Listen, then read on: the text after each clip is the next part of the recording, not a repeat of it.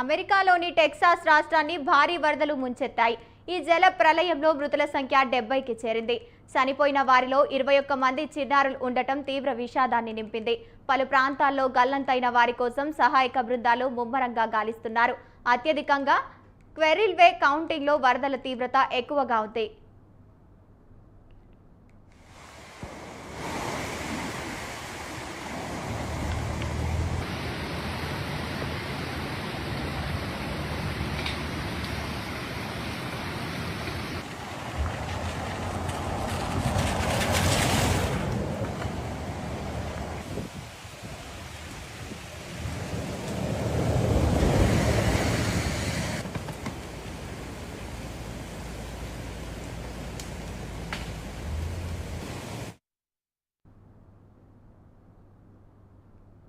ఈ ఒక్క కౌంటీలోనే 59 మంది ప్రాణాలు కోల్పోయారని, వీరిలో 21 మంది చిన్నారులేనని ఫెషిర్ లారీ లీతా తెలిపారు.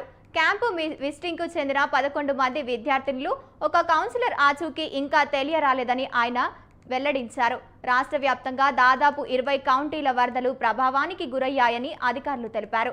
నదీ సమీపంలో అనేక నివాసాలు నీట మునిగాయని, పలు వాహనాలు కొట్టుకుపోయాయని, వరదల్లో చిక్కుకున్న దాదాపు 850 మందిని రక్షించినట్లు అధికారులు వెల్లడించారు.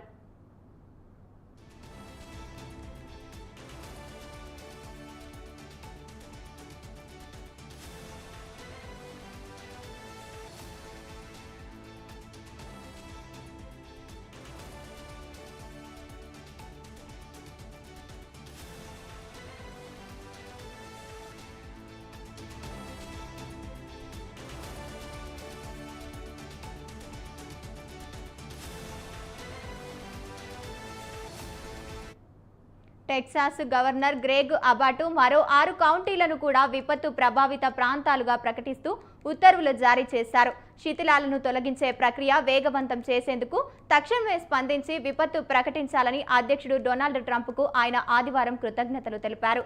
పేరుకుపోయిన శిథిలాల వల్ల గాలింపు చర్యలకు ఆటంకం కలుగుతోందని ఆయన అన్నారు.